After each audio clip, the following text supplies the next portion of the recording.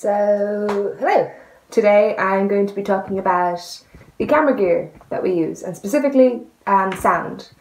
If you want kind of an overview of the photo stuff that we use, I have another video that I'll link below, or I'll put somewhere. But today I want to focus on sound. So, this video will probably sound pretty terrible because I'm recording it off of my phone because I needed all of this to be in the video. But normally, this is the camera that we film on. It is a Panasonic GX8, and it is a wonderful camera. Like, it's a Micro Four Thirds, it's nice and small. It's one problem. So the mic in is a 2.5mm, which is not the standard. The standard is 3.5, and it has made it very, very difficult for me to be able to have my lovely mic actually attach into the camera. So the mic's name is Arthur. This is what, it's quite small.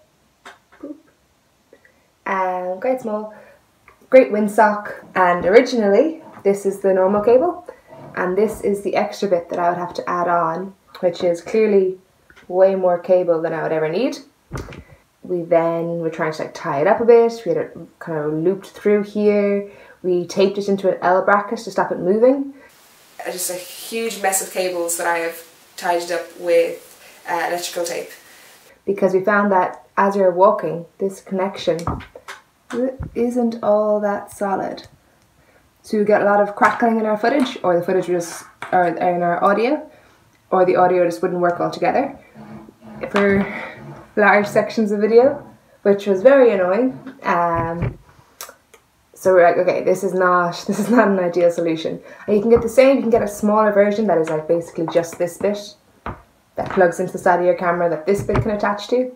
But I'd had such an unfavourable experience with this adapter that I really, really, really wanted to try and find a single cable. So we were using this for, pretty much used this for the whole first 5 months almost. Like, let's say we used it for 4 months at least.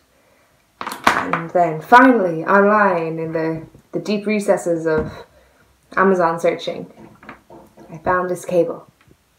Now, I didn't actually buy it on Amazon, I bought it somewhere else, but it is by Beach Tech. If I remember off the top of my head, it's an SC25. So this cable has a 3.5 at one end, which handily fits into your mic, and it has a 2.5 at the other end, which really conveniently fits in the camera. So I now only have one cable, and it's not a ridiculous length, and my audio has been so much easier since then. I haven't noticed any like change or anything between the two cables. Yeah, so this has been the best find ever.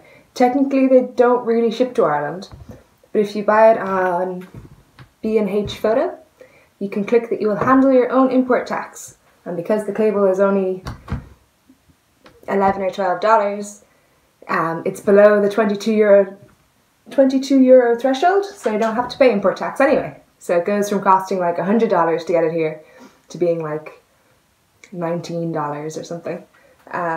So that was the story of the mic and the sound situation that we've been battling. In one or two of our videos we actually had to think about alternative editing styles because the connection on this would have gone faulty at one of the points and we wouldn't have noticed while we were filming. So loads of our footage was just unusable, so we had to be creative with how we edited, which I guess is nice looking back.